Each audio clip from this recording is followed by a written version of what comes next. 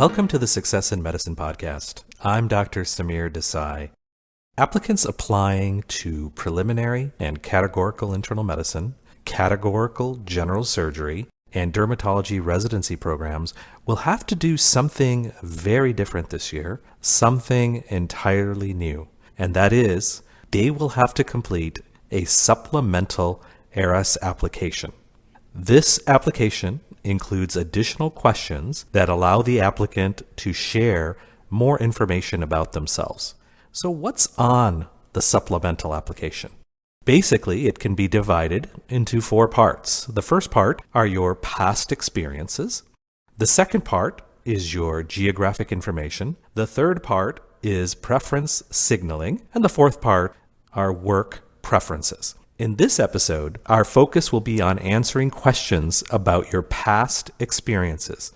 In future episodes of the Success in Medicine podcast, I will address geographic information and preference signaling.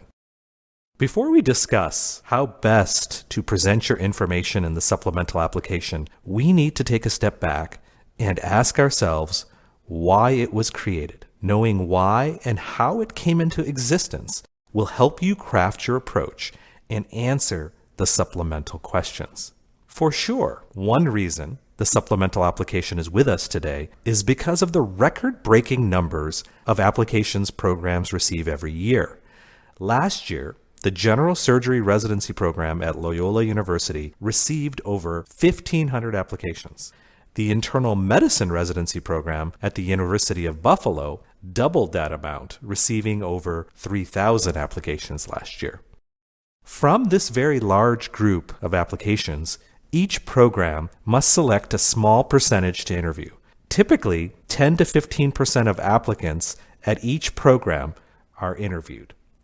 Processing this large volume of applications and making well-informed decisions on whom to interview is difficult. Ideally, programs would like to interview applicants who are clinically capable and poised for success as residents, as well as those whose background suggests that they would be a good fit for the program's mission. Per the words of the internal medicine residency program at the McGovern Medical School at the University of Texas, Houston, and I quote, "We will evaluate each applicant based on the features we have observed to predict number 1, success in our program, and number 2, contribution to the mission of our institution. Both of these factors are considered in the context of competitiveness with our overall applicant pool." Applicants, of course, also want to show programs that they have what it takes to succeed and that their goals and interests align with those of the program. The supplemental application was designed to be a vehicle for applicants to provide and for programs to receive this key information. It's part of an effort to make the residency selection process more holistic and not so reliant on step scores. So what do you need to know about the supplemental application? First, let's discuss the basics. To begin with, let's answer this question. Are you required to complete the supplemental? The answer to that is no. It is considered optional, but the AAMC encourages you to do so. One thing to keep in mind is that some programs may require or recommend that you complete this application. That is why I encourage you to visit each program's website to know about their specific preferences. As of August 31st, 2021, 371 internal medicine programs, 234 general surgery programs, and 117 dermatology programs were participating in the supplemental application. You can access this information at the AAMC website. When will you be able to complete the supplemental application? The supplemental application will become available on September 1st and is open to applicants until September 30th. Applicants who complete the supplemental by September 19th will have their information transmitted to programs on September 29th. Those who complete the application after September 19th will have their information submitted to programs on October 6th. Will there be an advantage to completing the supplemental by September 19th? The answer is yes. Applicants whose applications are complete by the first day programs can download their entire application have tended to fare better in terms of interview consideration. In support of this are the words of the internal medicine residency program at Cooper University, and they say, and I quote, "We strongly encourage applicants to complete the supplemental application during the first window, defined as before September 19th, so that we will have access to all your materials on ERAS opening day for programs." How will programs use this information? While we don't have data that informs us of the specific ways in which the supplemental application will be used, what we know is that programs hope to use the information to better identify those who fit their program's environment and mission.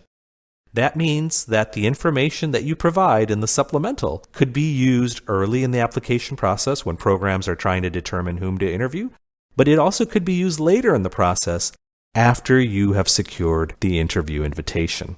Now let's break down the process for completing your past experiences section of the supplemental application. The first step is to complete your ERAS application before you work on your supplemental application. This will allow you to take stock of what you have done in the past in the form of your volunteer, leadership, research, service, and other extracurricular activities. The second step is to identify up to 5 of these experiences that you consider most meaningful. How do you decide which of your experiences are most meaningful?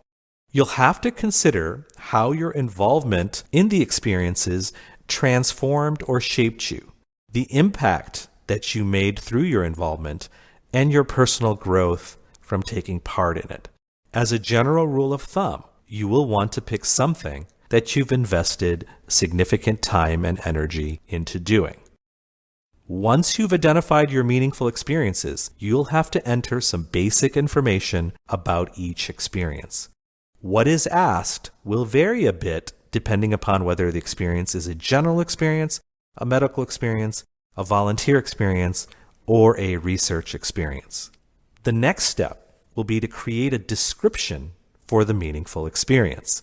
In fact, the hardest part of this section of the supplemental ERAS application is writing this description. A useful way to proceed is to provide the information needed to understand what you were doing in the experience. In other words, your role and responsibilities, and then to describe the significance and meaning of your involvement. The idea is to show programs how your involvement has contributed to your professional development and has given you insight into your career goals. For example, if you feel that one of your research experiences is most meaningful, you'll be selecting that as a meaningful experience and then creating a description for it. This description should include the goals, mission, and purpose of the research, why it was important to you, what you did in terms of your roles and responsibilities, the skills and qualities you developed, the things that you learned, and what all of this means for your future. Keep in mind that it's okay to have some overlap between the ERAS application and the supplemental application. We need to remember that programs may not have your ERAS application in front of them while they are reviewing your supplemental. Therefore, it's important that your description allows programs to understand your experiences separate from your ERAS application.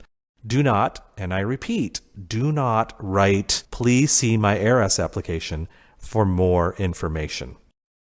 Finally, have your supplemental application reviewed by someone for grammar, flow, sentence structure, etc. Remember that the overall impression you make will be based not only on the content you have chosen to share, but also on how well it reads. Are there any other informational resources to help you prepare the supplemental application? The answer is yes. Applicants can attend ERAS webinars and read more about the supplemental application in the Supplemental ERAS Application Guide available on the AAMC website. On forthcoming episodes of the Success in Medicine podcast, we will discuss other components of the supplemental application, namely geographic information and preference signaling. For more information on the residency application and matching successfully, please visit our website, thesuccessfulmatch.com. Until next time, I'm Dr. Samir Desai.